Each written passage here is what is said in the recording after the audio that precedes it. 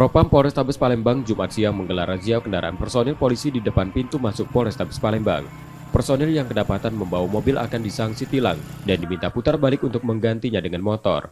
Hal ini untuk memastikan instruksi Presiden Jokowi agar personil polisi mengubah gaya hidup dilakukan di Polrestabes Palembang.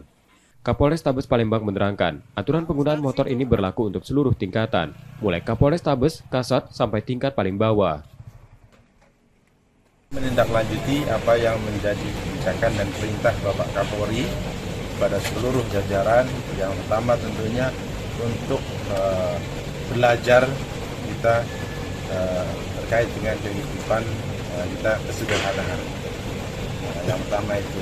Jadi untuk mendapatkan atau menjadikan kita hidup sederhana, kita harus kembali kepada kesederhanaan. Bang, ini khusus untuk perwira atau anggota ini? Jadi seluruh dari Kapolres sampai seluruh anggota kita melaksanakan gerakan menggunakan sepeda motor.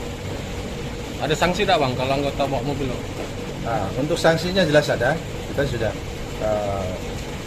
umumkan, kita sudah berikan kesepakatan dengan seluruh anggota bahwa kita akan terapkan tindakan tegas juga apabila ada anggota yang ke kantor menggunakan kendaraan pribadi, ya tentunya kita akan lakukan tindakan disiplin terhadap anggota tersebut. Penggunaan motor polisi ini juga untuk memberikan layanan optimal ke masyarakat karena lokasi parkir Polrestabes tak luas. Yudi Kiswanto, Kompas TV, Palembang, Sumatera Selatan.